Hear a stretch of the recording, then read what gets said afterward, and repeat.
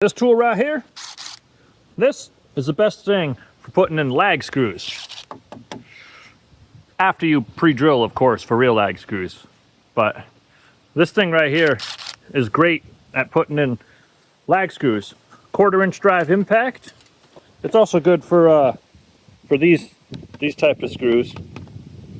These things are supposed to replace lag screws. This tool, 1/4-inch impact, is amazing for that.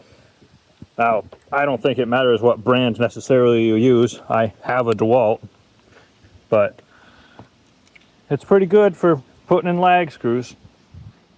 Well, that doesn't have a, there's one.